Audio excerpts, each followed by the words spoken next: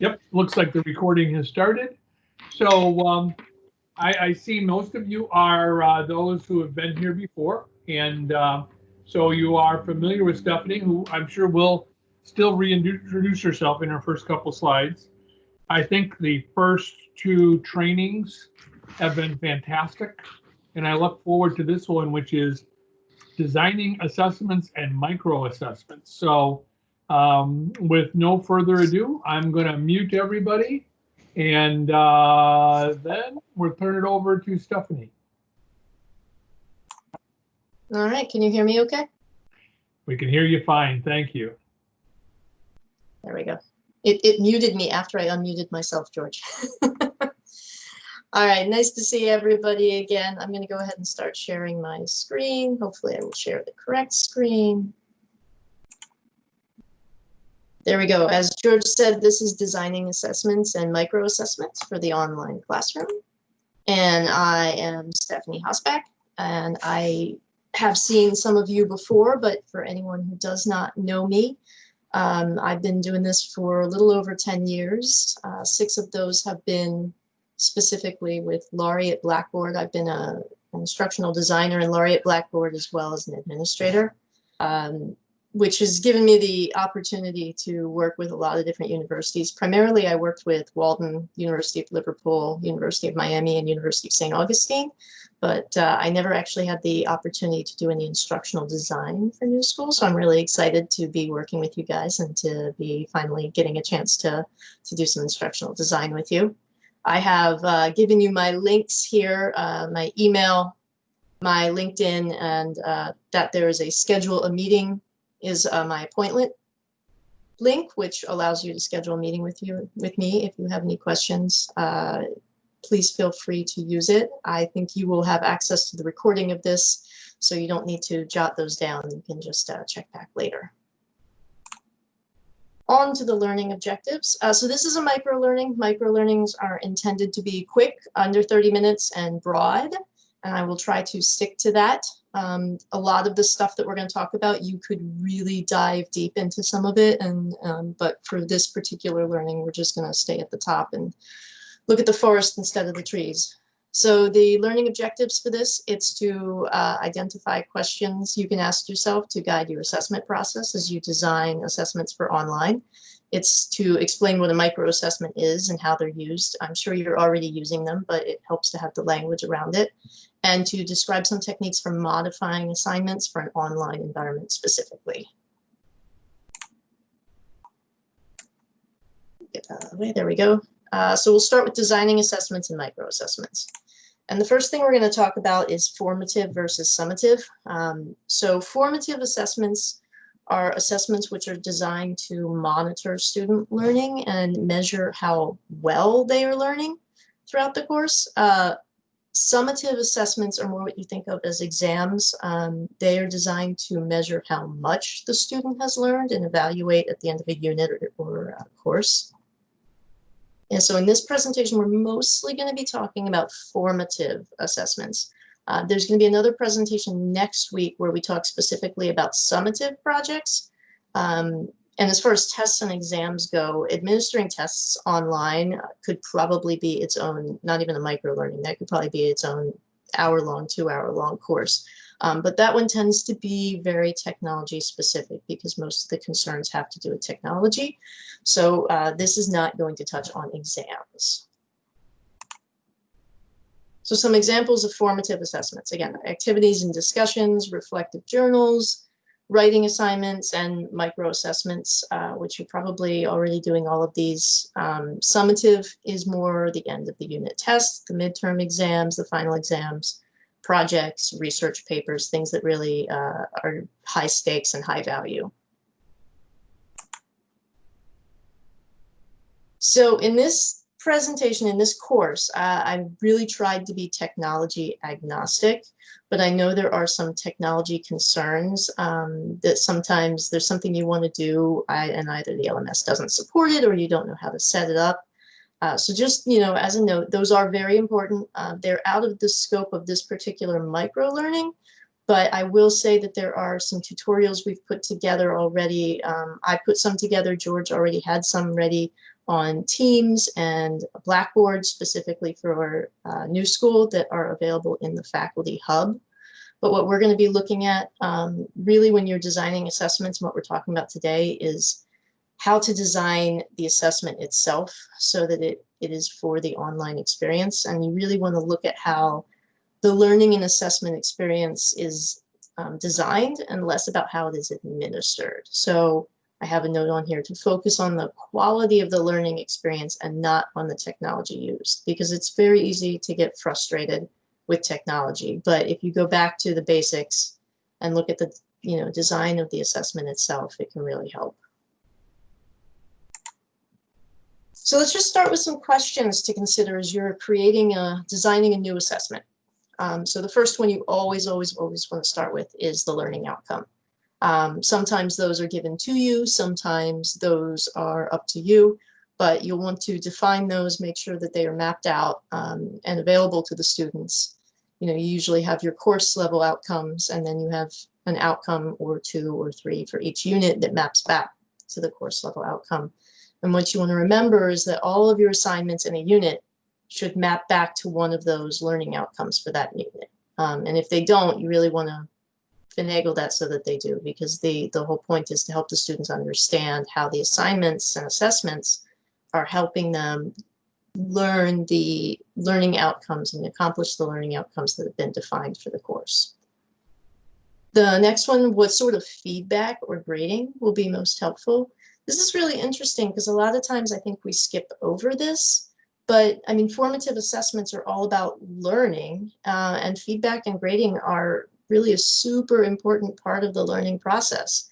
So the feedback is actually sometimes more important than the actual assignment itself. The students need that sort of feedback to grow and learn and be prepared for upcoming assignments and exams. So, one thing to really look at is what sort of feedback do they need, and then work backwards from there. How much time should it take? This is important because remember, in an online environment, you're going to need to consider any pre-work or technology setup time that the students may have.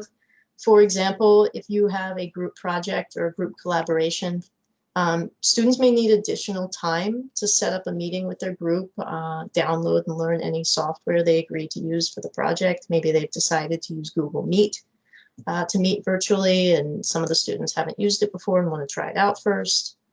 So that's really important. In this particular instance that I just explained, maybe you would split the assignment into 2 assignments, where the first one is due the week before, and it's meet with your group, come up with a group charter and decide on technologies you're going to use, and submit that by end of day Friday, just to make sure that they understand that this is something that's going to have to be done. But the point of that is make sure you're accounting for any extra time that the online environment may require for these students. Instructions. What needs to be included in the instructions? Instructions in the online environment need to be painfully explicit. Asynchronous learners in particular, those that are learning through an LMS and not attending live session courses, are highly likely to misunderstand, misinterpret, and make assumptions about instructions, and there is very little opportunity to self-correct before they've submitted that assignment. So what I recommend is be very clear in writing out your instructions, and if the instructions are complex, or if there's a lot of parts to the assignment, think about breaking that assignment down into multiple submissions, or perhaps holding a recorded synchronous session where you explain the instructions and give students a chance to ask questions, so they can hear what other students are asking too, because frequently you'll make an assumption and not realize that you've made it until someone else asks a question and you find out that your assumption was wrong. So these are important things you really want to think about specifically for the online environment. On the next slide, we're going to talk about some special considerations for online instructions. So special considerations for online assessments. Acceptable file formats, file size limitations, naming conventions, and submission details. When detailing out instructions for an online assignment, you need to include this information. Starting with naming conventions, just a heads up, best practice there is to always have the student name the file, last name, first initial, assignment title, or something similar that works for your course. That way, if you have to download the file, you don't end up with a folder of a whole bunch of files that have random names. So that way, you know, it's easier for you this way. Actually, it helps the student too, but it's really a bonus for faculty and to help you keep things organized. A bonus to that as well, if there's a technology problem and you need to get IT involved, it's easier for IT to work with it if they have to download the file or find the file in a database if it's named that way.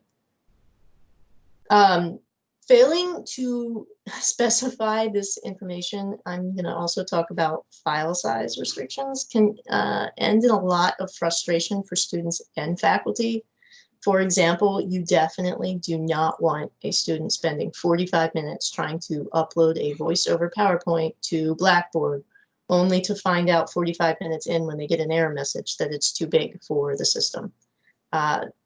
Also, you wouldn't want a student to submit a video to you via email and then find out when they get their grades back and they get a 0 that it was blocked by the email client because either it was too big or there was a word they used in the subject line that maybe triggered a spam filter. All sorts of things can go wrong with that. What I recommend is if students need to submit very large files, consider having them upload the file to their university OneDrive and then use the share option to share that file with you so that you get an email from Microsoft saying someone has shared a file with you, or they can generate a shareable link that they can submit instead through the LMS. So they would just, you know, post that link. Here's the link to my video. If it's a series of files this way, they can actually send you a folder or a zip file if they wanted. And, you know, this is probably the best way right now to deal with large files and Blackboard. I know that there are some changes coming to your Microsoft system, hopefully by the fall, maybe later, that'll make it a little easier to share Microsoft streams between students and faculty. But in the meantime, the best way to share a video or large files is to use OneDrive. And one thing I will say, unless you run out of all other options, it is best to avoid having students email you assignments directly. There are a lot of reasons for this, but I will say that some of those reasons are legal and regulatory. So whenever possible, have the student submit through the LMS or some sort of system of record. And if they can't do that, have them email you the file and submit in the LMS or system of record, you know, a statement saying that they sent you the file on this date and here's the file size or whatever, something to specify what they sent you. That way it just makes sure that you have a record that that was submitted and when it was submitted. So micro assessments. Micro assessments, you're probably already using them. They are short, usually ungraded, that assignments that require no preparation other than keeping up with the classwork. So for example, these might be knowledge checks. And I say they are usually ungraded, but one thing that's great about micro assessments is that they can be graded, but either worth only participation points or graded but not counted towards the final grade. And that is good for you because it helps you identify trends in terms of what's going on with the learning. For example, maybe 2 weeks before the midterm, you give students a 10-question quiz that contains some questions that help you judge what topics you need to focus on in the midterm review session at the end of the week. This also helps students identify things that perhaps they are struggling with or missed. So you would want that to be graded in that example because you want to encourage students to take it, but you also don't want it to impact the final grade because it's really more for you and them to gauge learning rather than to actually be assessed. So maybe you make that graded as complete, incomplete, and worth 5 points towards participation. Whole lot of opportunities here. This is just a good example. Micro assessments are also really good for engagement because they are short. and they don't add a lot of time to the students' class time. You don't really need to think too much about whether they'll spend 2 hours working on this. It's really 2 to 3 minutes. If it's a quiz, you want to keep it 10 questions or less. If it's a writing assignment, it should be 2 or 3 paragraphs tops. Just some quick assessments. I'll give some examples here. So as I said, that last example I talked about, that's a knowledge check quiz. Some other types of micro assessments might be polls or quick exercises, educational games that you embed in the LMS or Teams or whatever tool that you're using. I give a Blackboard example here. In Blackboard, you can do unlimited attempt, self-assessed quizzes with customized feedback. And I know some of you already started doing that. But basically, the student would take the quiz, and when they get done, the 5-question quiz or whatever, it would tell them whatever you'd put in the customized feedback area. So they would know which questions they got wrong, and they would see perhaps you could put in there, I'm sorry you got this wrong, please check out chapter 3 in the textbook for more information on this topic.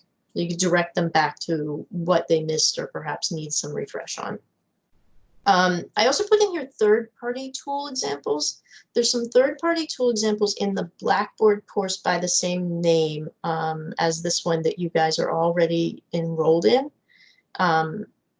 I didn't put those in here because they are specific, and technology changes all the time. They are there for inspiration and not because I'm recommending those particular tools or because the university sanctions those tools. It's just to help you see what sort of tools are available.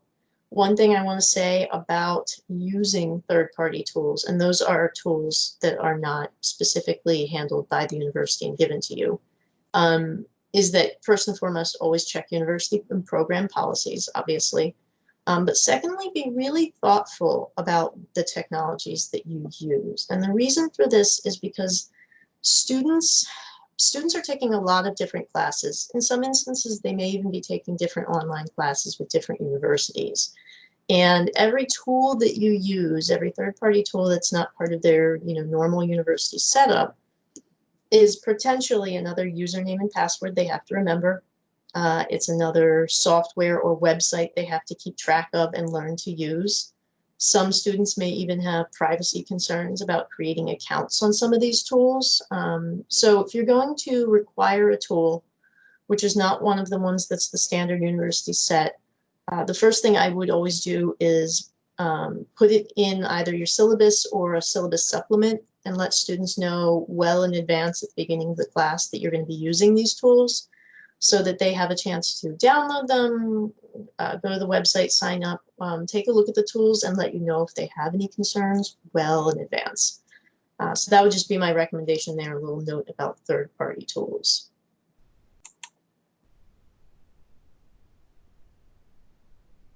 So let's look at techniques for modifying assessments. And what I mean by modifying assessments is assessments that you're used to teaching in an in-person environment, how to change those for an online environment.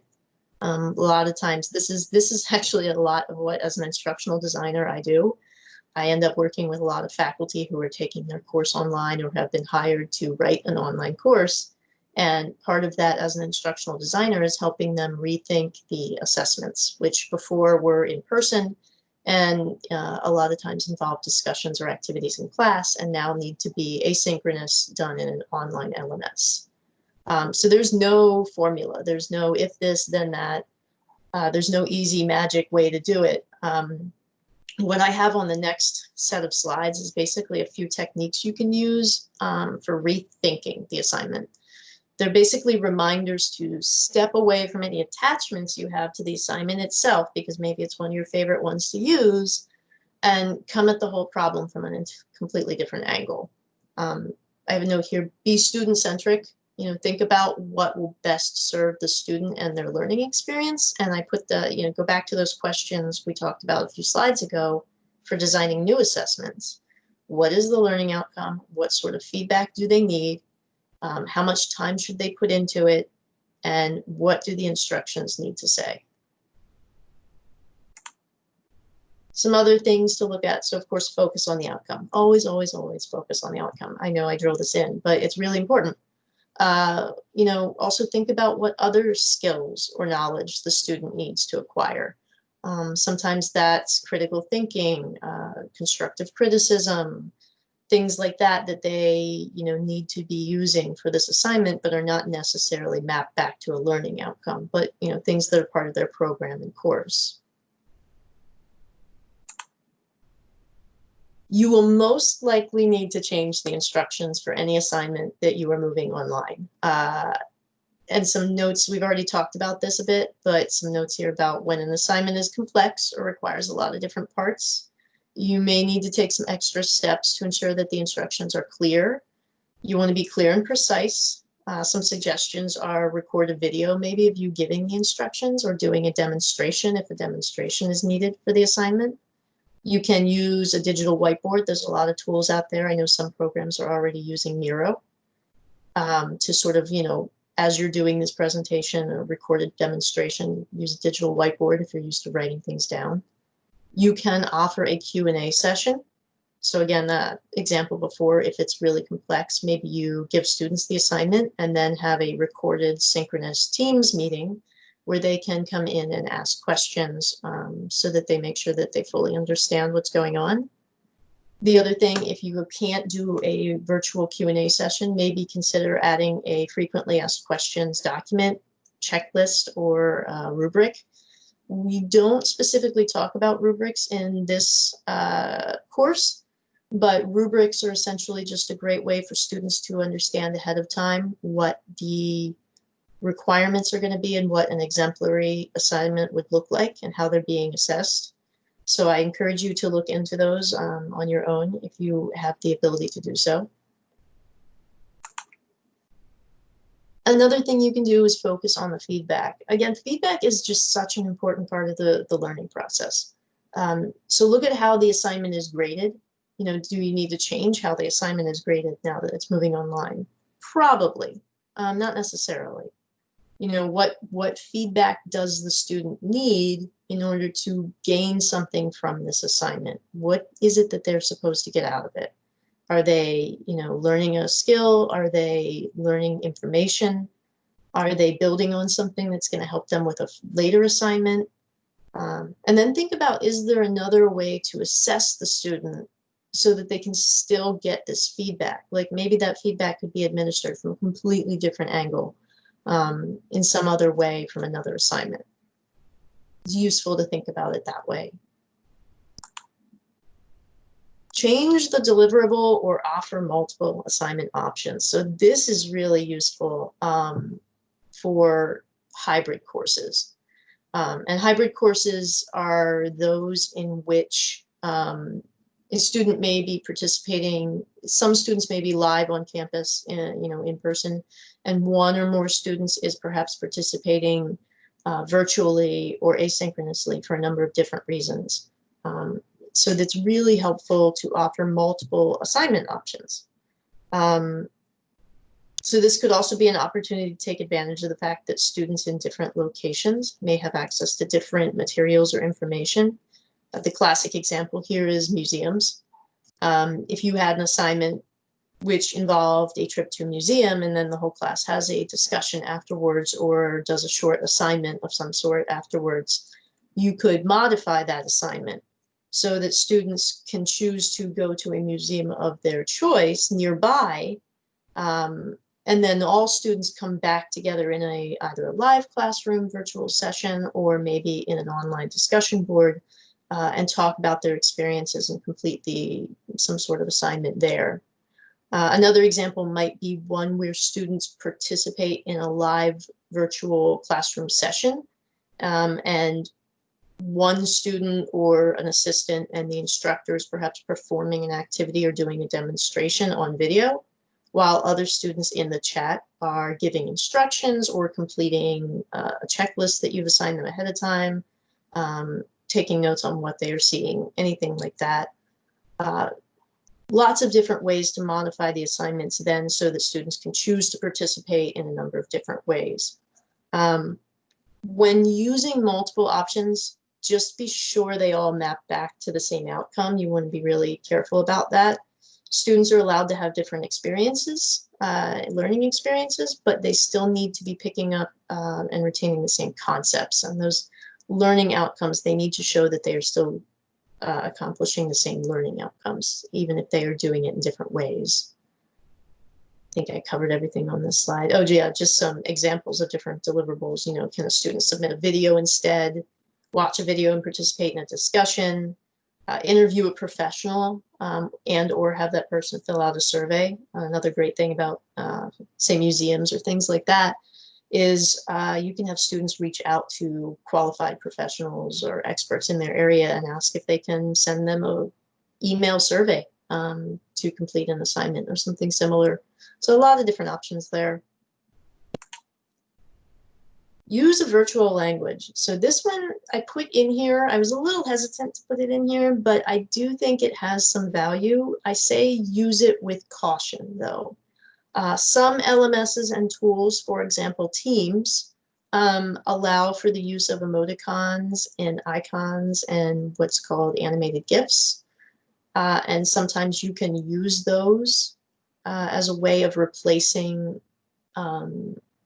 what you might get in an in-person activity. Because a lot of times what we're missing in person is facial expressions, sarcasm, humor, confusion, things that you pick up from people's body language, facial expressions, the questions they ask, the glances they give one another. So sometimes you can, if you have a less professional course, more of a intimate course, you can use emoticons, things that people are used to sending on their cell phones already. Most LMSs do not support emoticons. And in those instances, you can actually sort of create a virtual language. And this is something that you can outline ahead of time. So use colors, fonts, symbols, or icons, for example, to symbolize this sort of casual conversation in text. So the note here, though, again, use it with caution. It needs to be used consistently, and everyone has to agree to it. And there are also accessibility concerns that need to be considered. For example, if you have a student who is colorblind in your course, maybe it is not the best idea to tell people to use red text when they want to symbolize, you know, sarcasm, things like that. But I did want to mention it, that this is a technique that can be used.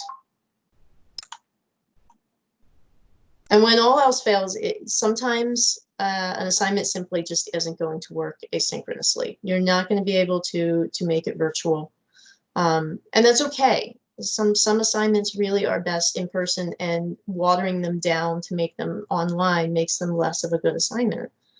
In those instances, focus on the learning module or learning outcome and brainstorm alternate pathways to get to that goal. You know, scrap the assignment, start over, design a new assignment. Sometimes it also helps to ask a colleague or friend, someone who is not normally involved in the class, who has not taught it, who does not normally teach the course at somewhere else. Ask them, give them your learning outcome and, you know, your list of things the students need to come away from the assignment with, including, you know, the feedback they need, that list of questions we talked about earlier. Ask them to look at them and ask them what sort of assignment they would think would work for that. It can help you step out of your expertise and see it from a student perspective a little bit easier if you just ask someone who's not involved with that particular course. So I am right at 30 minutes, go me. So for further information, I again want to mention that we do have an online course already that all faculty are enrolled in, called Designing Assessments and Microassessments for the Online Classroom, Summer 2020. And in there are some additional examples, some Blackboard specific tutorials that have been included that sort of speaks back to some of the things we talked about here, and additional resources you can look at. Terrific. Well, thank you, Stephanie. I appreciate your efforts to put this together. I just had one question for you. What are we supposed to make sure that assessments focus on? You know, I can't remember, George.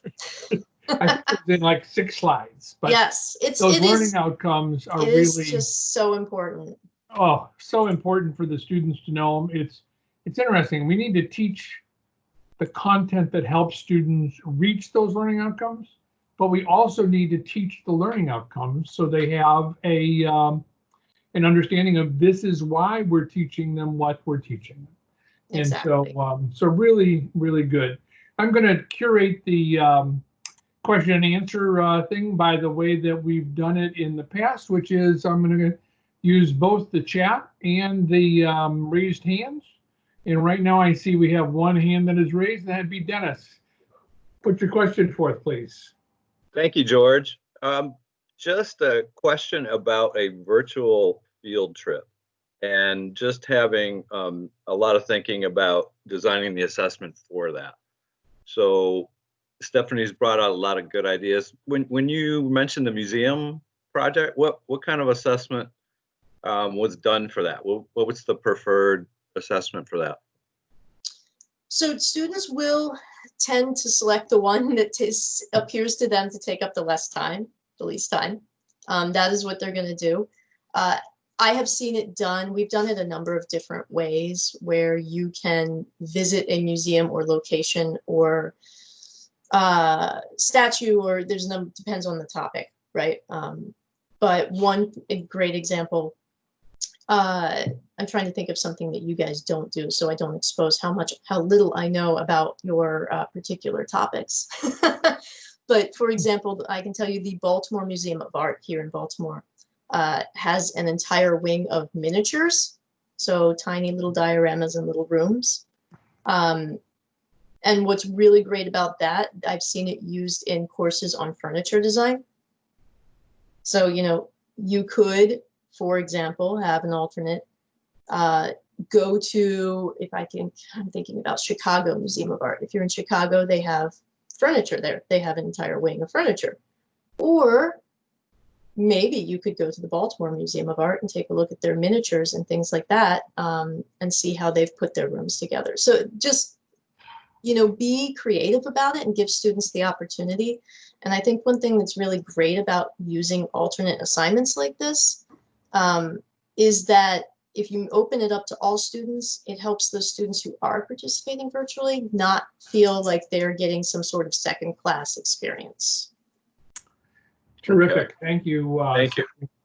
One of the things that we do in construction management, and particularly in our location in San Diego, is we have the benefit of the all of the construction sites that are close to us. And so because of that, we take a lot of field trips to construction sites.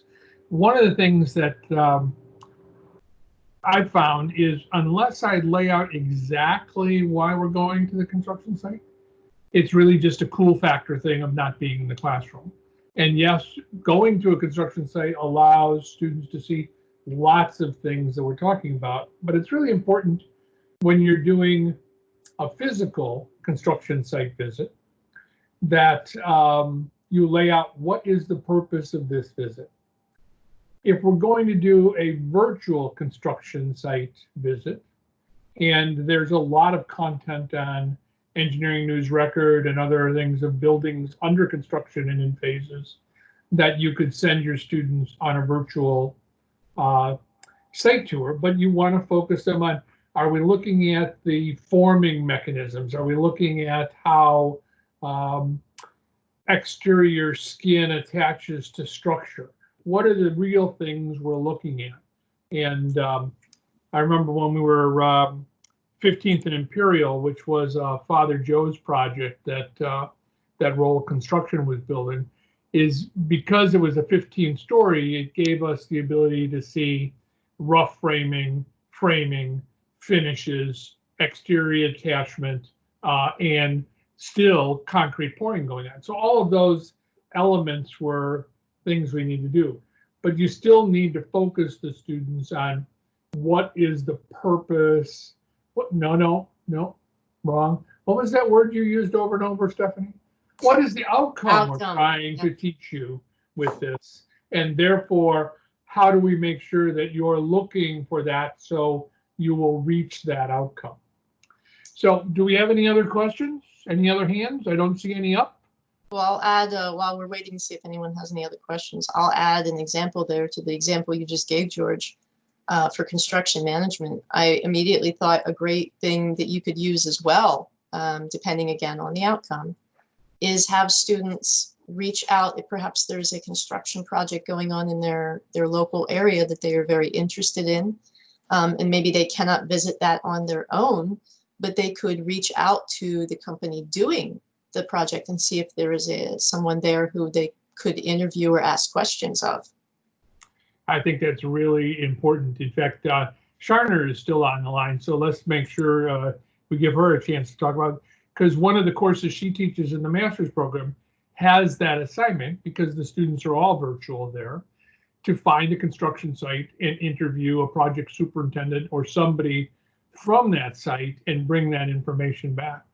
And Sharner, are you able to respond and let us know how that's kind of worked for you? I see your circle. If you're speaking, you're on mute.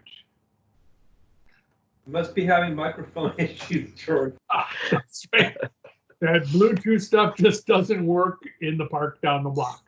Okay, well. Thank you, George. Thank you, Stephanie. That's really helpful. It's virtual construction site visit, and I have students that are in Kuwait and Qatar, so it's really interesting. So having them go on to a job site and interview a super, that would be fantastic. Yeah. Thank you very much. I remember teaching that course in I think it was 652, and it was interesting because I had one student who was in Dubai at that point, and another one who was in Mali, and several students in all over the United States. And the responses they got were totally different because, you know, in California, we deal with 10 days of rain we have that interfere with our construction. Where in Chicago, we deal with that we can only work 7 out of 14 days because of the rains that come. So yeah, so people learning about the different regions and how that affects construction. And I don't want to make this all about construction, just that's where I headed as I want to do. So any other questions from the group?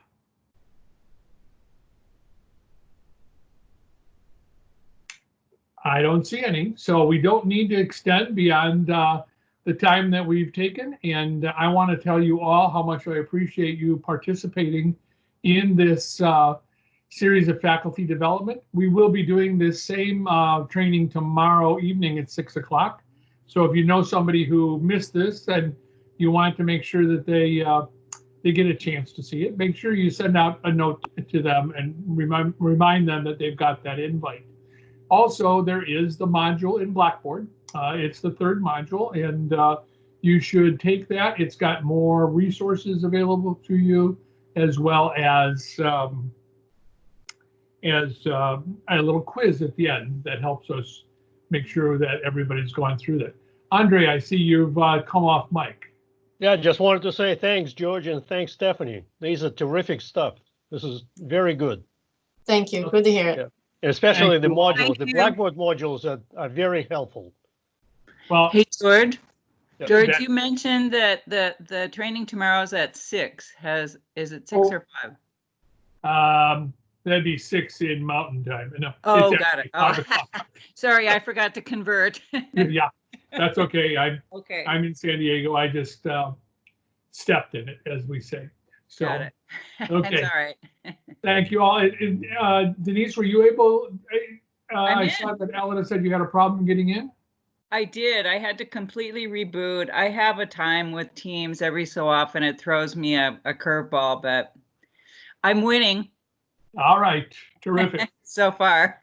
very good. And yeah, so the beginning stuff is available. Will be available in half an hour or so on Well, the video too. I'm going to just come in tomorrow and catch the first part that I missed while I was fiddling with the controls. Terrific. Technology is a fun thing. Isn't it? Oh, yes. Okay, thank you all, and we Thanks, will look everyone. forward to seeing you same time next Tuesday, probably for the last of the 4 courses. So, thanks. Thanks, Thank- everybody. Thanks, everyone. Bye now. Bye. You have a good day. I'm stopping the recording like a good boy.